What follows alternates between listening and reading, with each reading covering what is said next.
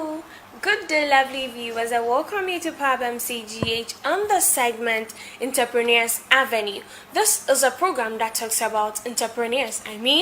Business women and men, or upcoming entrepreneurs who own their own businesses. My name is Kate Dali. They can call me Caddy for short.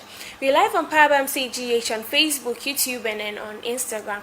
You can like, share, and comment on our social media platforms or handles as well. For our stories and videos out there.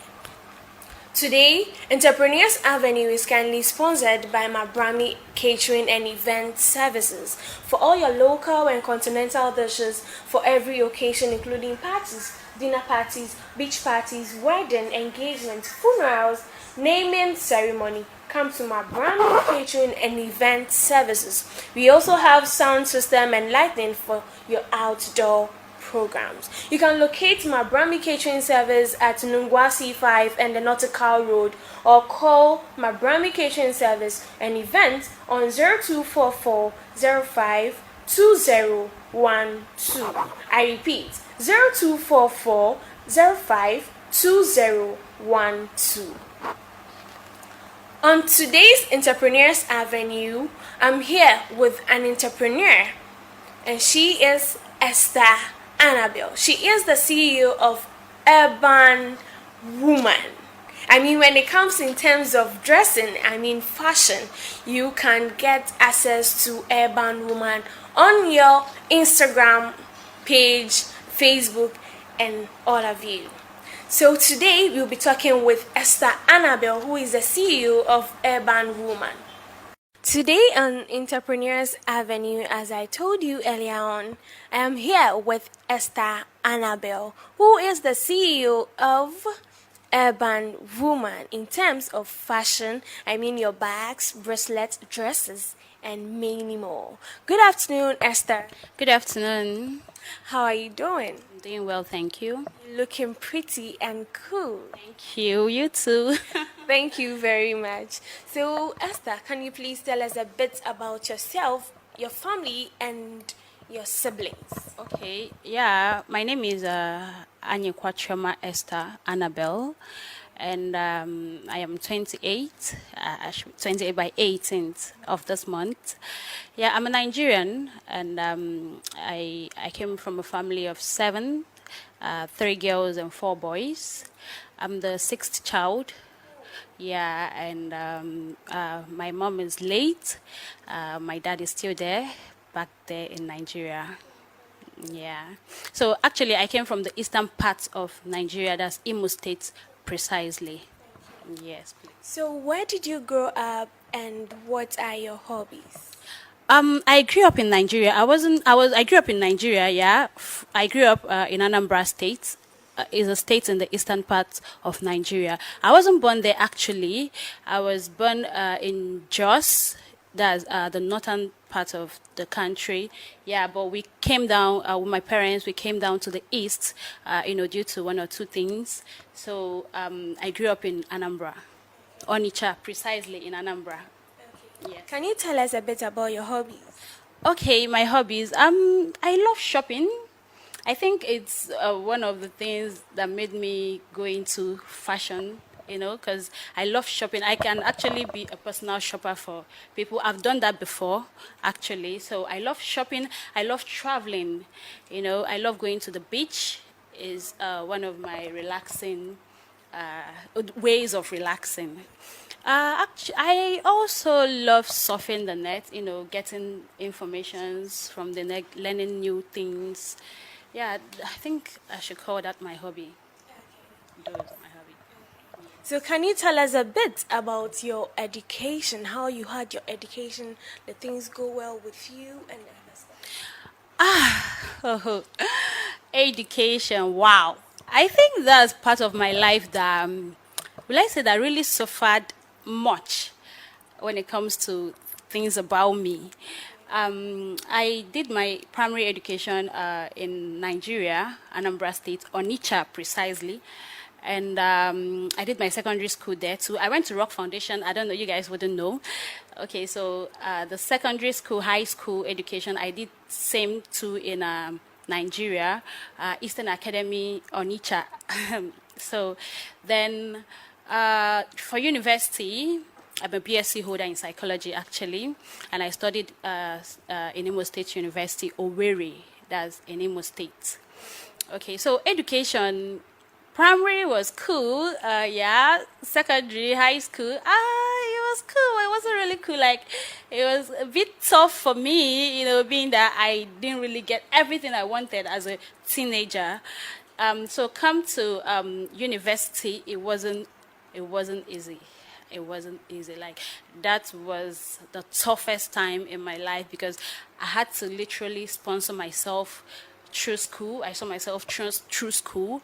Mom is late. She's not there. She wasn't there. And dad had some challenges, you get. So I had to take it up. I've always known myself as an independent person. I have that nature in me, so I had to take it up. I couldn't drop out because I searched for admission. Like, I had to apply and apply over and over and over again. I think like 5 times. Yeah, I wrote jump. Not like I failed, but the whole thing, a whole lot of people looking for the admission for the school, but they will have to give the ones people in Nigeria will really understand what I'm trying to say. So at the end of the day, I got the admission after sitting for the 5th jump. Then along the line, during my first level in the university, it was a little easier because dad was still, like supporting little. So during the ending of the first semester, nothing was there. So I had to take care of. Like, I couldn't just back out because I've looked for this thing, I've wanted this thing, and this is here. And I couldn't just allow challenges, monetary, financial challenges to pull me down. So I had to take it up. I did a whole lot of things. And that was what actually gave birth to the urban woman we all know now. So when you were in the university, what at all did you go through? I mean, what are the things you were able to sort yourself out? I mean, did you deal in buying and selling things? What did you go through? What did you do to earn that money to be that independent lady as at that time? Okay, like I told you earlier, it wasn't easy for me actually because, university education is not easy. You have a whole lot of things to spend money on. You get ranging from handouts, assignments, and all whatnot. So my 200 level, that was when things started getting tough. So I had some money with me. My brother gave me, my other brother, Obina Anyokwa, shout out to you. He gave me some money for upkeep. So I was thinking, I'm like, if I spend this money before 2 weeks or 3 weeks, it's gone. So I think I should multiply this money because I know when it finishes, I won't get from anybody, you get. So I had to buy some clothes back then in 2016/2017. So I had to buy some clothes. I think I bought 10 pieces of clothes. Yes. 10 pieces of clothes. It's funny. So I bought 10 pieces of clothes from Lagos. I had a friend then, Chinedu is his name, so he helped me ship it down to Owerri where I was. So I bought the clothes. I brought it to the hostel and students, and lo and behold, I sold out that particular day. Like, he came in that evening and I sold out that evening. It was amazing. It was more like a kickstart for me. I'm like, wow. So things can actually sell. Before then, well, when I was in high school, I did little, selling. Like, I sold kerosene. I can remember selling kerosene close to my mom's shop then. Yeah, so I sold fruits, but when I was in school, I wasn't really sure if people would really buy from me. So Why were you saying that? Because it's one thing as an entrepreneur, there is a moment of doubt, uncertainty. You get to be like, are you sure this is gonna sell? Are you sure if I put it out there? Are you sure I'm not putting my money into something that wouldn't give me back? You get. So the uncertainty was there, but I think because I'm focused and through God's willing, Yes, I was able to sell out, and I'm like, wow, then I think I'm going to do this over and over and over again. And again, when I was in 100 level, I had a friend, her name is Ujunwa Baraku, shout out to you.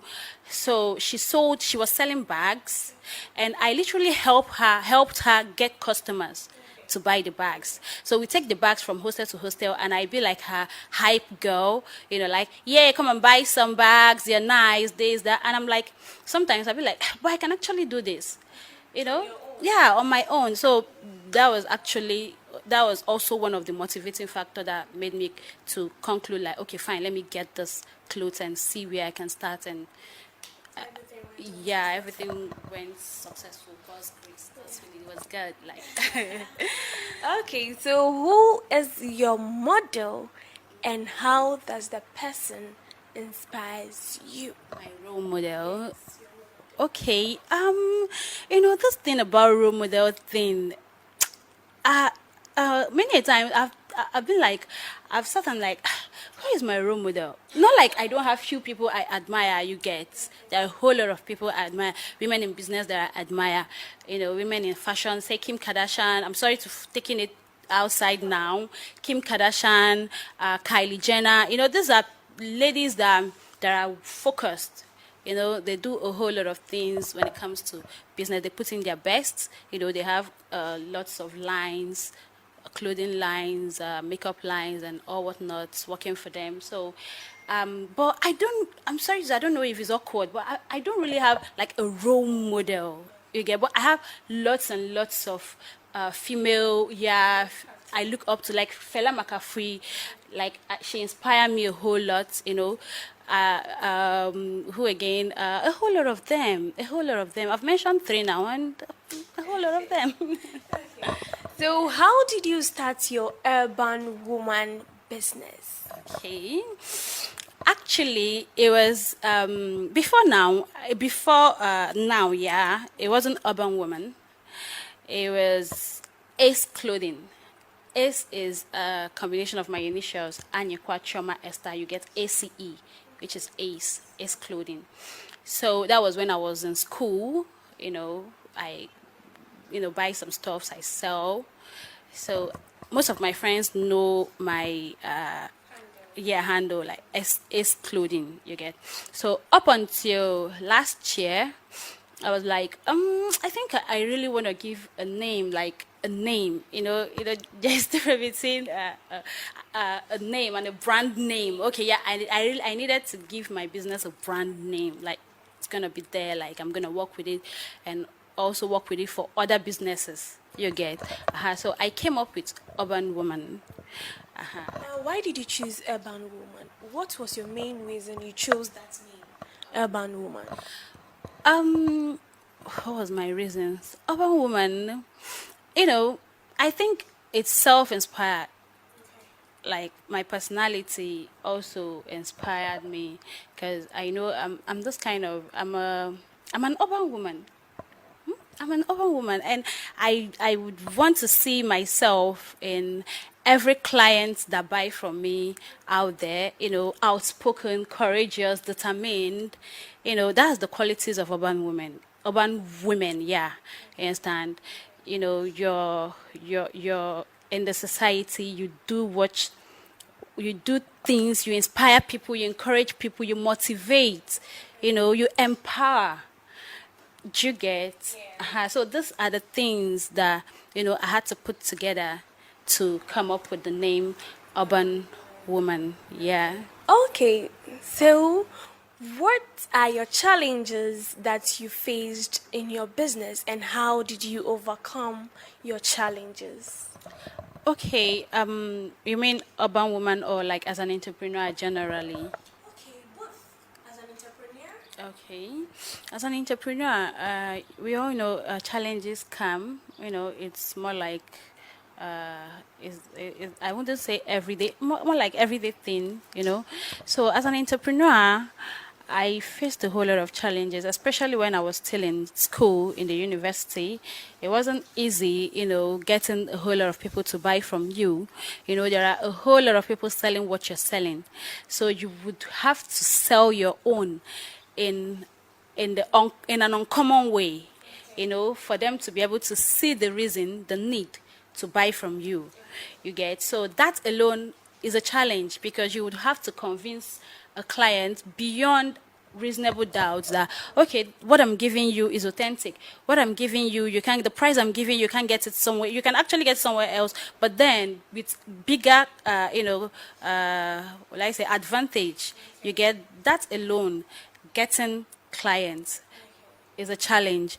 Then mobility, because when I was in school, I don't even have a car now yet. Then when I was in school, the finances to be able to, take myself from a particular place to the other, to be able to sell to my customers is also a challenge. Most times I go low in cash. I can't be able to because there in Nigeria, we don't really run this delivery thing. That part, Owerri, we don't really have those dispatcher riders that you call and they, deliver to the client or the customer. So you have to do the delivery yourself. So that alone, being able to go from far, deliver and do a whole lot of things. Another challenge I faced is cash. For business to grow, you need the capital. You see, you need the capital. The capital will have to be there for you to be able to run this business effectively, So cash was, having enough cash was a problem. Yeah, and another thing is customers not being able to pay up. Is another challenge. They tie down your money. Okay, so meaning you borrow them out or you lend it to them, right? Okay. The thing is, as an entrepreneur, okay, let me say for what I'm doing, like buy and sell, sometimes you would be forced to give, and you pay me, you pay instrumentally. Okay. There are some people you would want to, okay, let me give you, you pay instrumentally. It's more like making it flexible. It's an edge. It's an edge. So you'll be like, okay, fine, take it. Pay me tomorrow or pay me next week. I don't have the money now. I understand ladies. And I know that ladies, you might see something you like so much and you're like, oh, I want to get this, but I'm expecting money next week. I don't know. And I'm like, okay, I understand that situation. Fine. You can have this next week, pay me. Then most people will take advantage of it. You see, they will take advantage of it. Like, you will give them out, trust them so much. Okay, take it. You said next week, right? You're paying me next week, Thursday. Okay, fine. Then by next week, Thursday, stories. 1 month, 2 months, 3 months. I mean, you see? And this money, you're using it for business. And when they don't pay you up, I can remember one lady, oh Jesus, I can remember one lady in Nigeria, FMC Hospital, Owerri. She bought a polo from me for 2,000 naira. And that's like 30 cedis or 35 cedis here.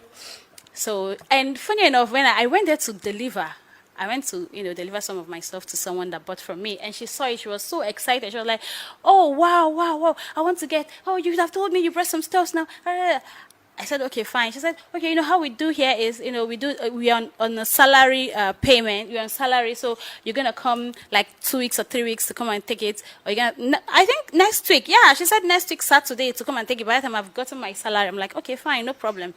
I gave it to her. Do you know that up till now, she haven't paid me? I was in school then. That was my final year. I needed a whole lot of money for me to run my every activities in final year, projects and every other thing. I had to go there like almost every day. And I literally spent the 2K on transport because going there and coming back to my hostel cost 200 naira. And I went there more than, what are you saying? I went there more than 10 times. And she was giving me, said her mom died, this, that. You see, all those things are challenges. At the end of the day, you keep losing money. At the end of a particular business, you see, you're losing. You see, so that is a big. I think that's the bigger challenge about the whole entrepreneur thing. I mean, it's crazy. I can't say everything. I can't. Okay, so what is making your business successful and what is your secret? Okay, if I'm to tell you, if I'm to be diplomatic about this, my secret is God. Yeah, it's God, like entirely. Because there are thousands of people that sell what I sell. Do you get? There are a whole lot of people that sell like even better than what I have. Do you get? But then at the end of the day, we make sales. All thanks to God. All thanks to God. And okay, then after God, I would say my personality, my payment facility, it's not too tight. You get, and I thank God that He keep providing me with customers that don't take advantage of it. They don't take advantage. Most of the, like, let's say 90% of them don't take advantage of it. They tell you, okay, come today, and you go there, they pay you straight up. You see, so I think the payment facility, God first, payment facility. I think the yeah, my personality, my ability, my interpersonal relationship with my clients, because I try as much as I can to engage them, make them feel comfortable first.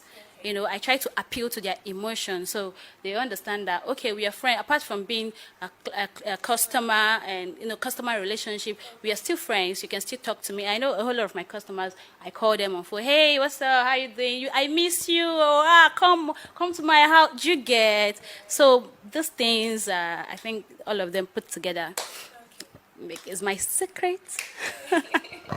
That's a very good secret. So, how did you start supporting your family? How I supported my family, like with what I'm doing, with the business. Okay, my dad, my dad. I told you my mom is late. It was, amen, amen. My dad he's not just, I mean, how will I say, he's destabilized for now. Although I still thank God for, yes, his life and how far he has been able to hold him, and not, yeah, up till now. So the major support I would say I gave to my family is see myself through school.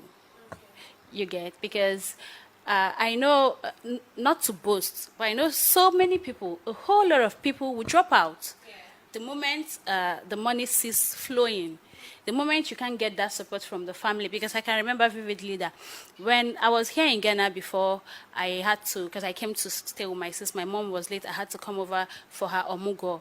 So I stayed for her for...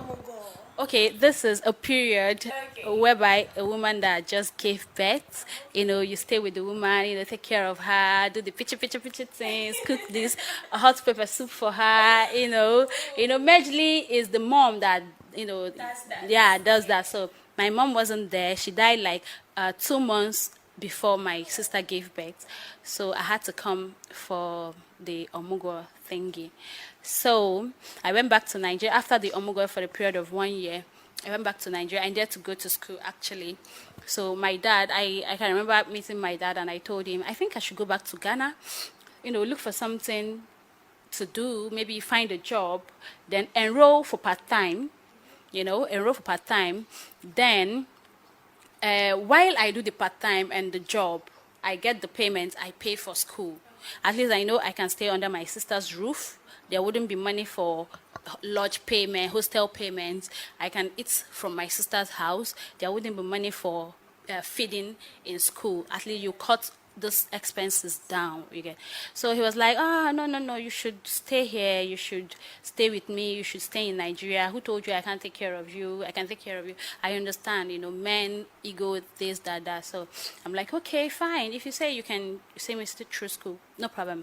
Because I actually, anyway, don't worry. So when I gained the admission, the first year, it was okay, Then the second year, he wasn't coming. You see, I was disappointed. I was really disappointed because that was not what I expected. Not like that was not what I expected. I foresaw it, and I wanted to, cut it off. I wanted to dodge it, kinda, but he was like, "Oh, no problem. I'm gonna take care of the school thing." And at the end of the day, you're leaving me. No, I wasn't the only one. Like my younger sister was there with him. Do you get? So when it stopped coming, I was like, you see, this is why I told you, let me go back there, because I know naturally I have this independent spirit. Like I'm an independent lady naturally. Even when I was growing up, I tried to get myself stuff for new session. Like in primary school, when they dash me money during Xmas, I will save it because I want to get a new bag or new food flags. The next session, I will go to the market as little as I was then. I'll go to the market and go and pick these new things that I want because I want to look flashy. Do you get? So, and I wouldn't want to. I don't know how to say. Give me. I don't know. I don't know how to do. I feel shy, and when you turn me down, I feel bad. I be like, you have it. You don't want to give me, and it's not healthy. It's not healthy at all. So for me, not to build this unhealthy thoughts in my head, I would go and work for it. So I wouldn't even ask you in the first place. You see, so. The school thing, it wasn't coming. The support wasn't coming. We're live on PAB-MC GH on Facebook, YouTube, and then on Instagram. And this segment is Entrepreneurs Avenue. And I'm still here with Esther Annabelle. I mean, the Nigerian beautiful black. No, are you black? No. Beautiful. What's your color? Brown skin girl. Brown skin girl. Okay. So, Annabelle. Yes. How did you start your urban woman business? Okay. I started Urban Woman. Before I told you before now, it wasn't Urban Woman. It was excluding. Then I switched to Urban Woman. To that name, Urban Woman, last year. So, but generally, starting the business was way back in school, and as university, my university days.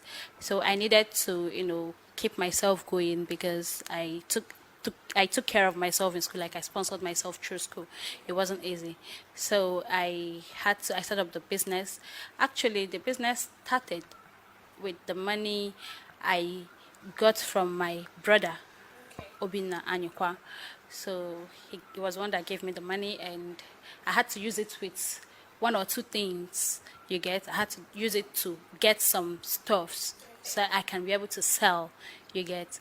So, but then that was my school days. Like most every money I made from it, I had to put it to school, straight, direct.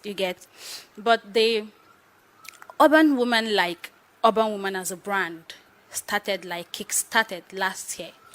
So how were you able to raise your capital to support this urban woman? Okay, actually, that's a very good question because after school, because I told you that the clothing business thing, that's the X clothing, was majorly for school, and everything went into school. So everything exhausted, like I exhausted all the money I made from it. So I needed to kickstart. So as you exhausted from it, how were you able to survive? Okay, I exhausted everything as at last year because I graduated last year. Thank you. I studied psychology actually.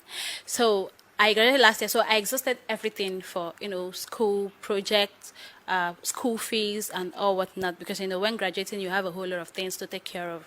So I had to actually borrow money to be able to kickstart Urban Woman.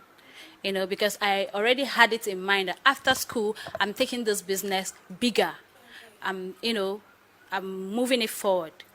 So I had to actually borrow money from a friend. His name is Stanley Aloka. So he's in Nigeria. He's a guy actually. He's in Nigeria. So I had to borrow 50,000 naira from him. If you bring it into our Ghana cedis, how much is it? It should be around 50K will be around 800 Ghana cedis, right? Yeah, let's say 800, 750 Ghana cedis. Okay. Yes. So I had to borrow this money from him to be able to get goods. And I've been coming to Ghana before then, but because I needed to come and settle and build the business, so I had to borrow the money from him. I had to borrow the money from him, and he gave me the money. I got some goods. That was footwears. Yeah, I got some footwears and I brought them here. And so far, so good. This money has multiplied, like multiplied. From, I can remember I got, was it 25 pieces of footwears with the money. Yeah, I got 25 pieces of footwears with the money. And now I get more than like the goods when I order my goods from. And I actually got those goods from Nigeria. Okay. And I brought it to Ghana. But all thanks to God, now I get from China, directly from China, and I get more than 25 pieces of goods. I don't just get footwears now. I get footwears, bags, clothes, anything, Everything. clothing, Okay. woman clothing. So how do you want to see?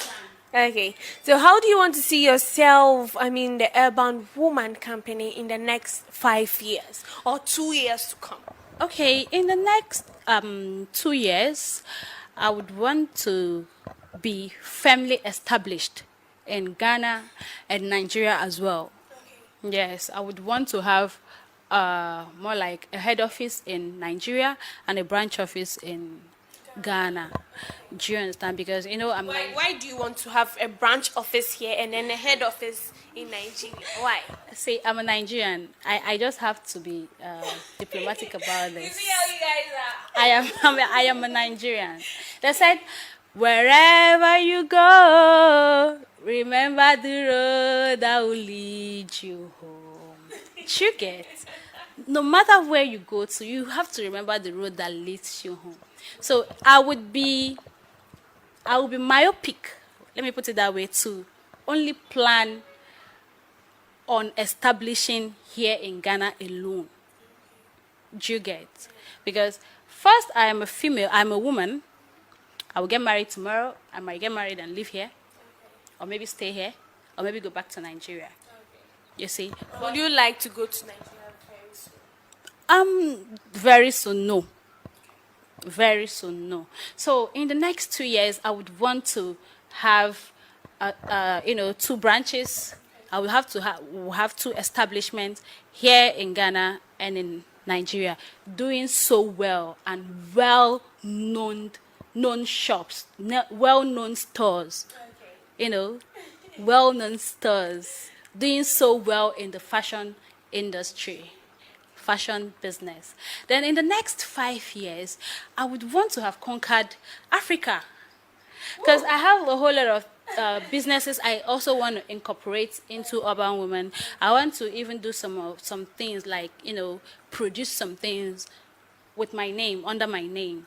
You get? So in the next 5 years, I look forward to having that company, not all grown, but like having that company established already.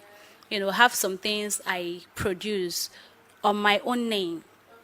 You get? So can we see a bit of your items? I mean, your dresses, your shoes, like everything. I mean, the things you have around. We would like to see a bit about them. Okay. So do you sell for boys as well, or only ladies, as I said? Yeah, for now I sell for ladies, but I told you I have other things I want to incorporate to the name, and one of those things is bringing in urban man. Yeah, I'm seriously working on it. Bringing in urban man. Yeah, it's my little secret. So I wouldn't say everything now, but hopefully I'm gonna have some things I would produce for men. Yeah. I wish I could hold it. You can't show.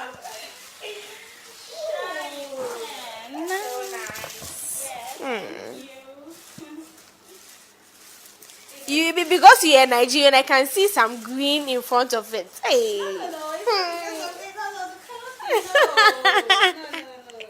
Oh, their bags are really nice. Oh wow, they are really nice. Presentable. Yeah. This is 2 years guarantee. You can use and pass it on. And pass it on, actually. Wow, it looks very nice on me. Look at my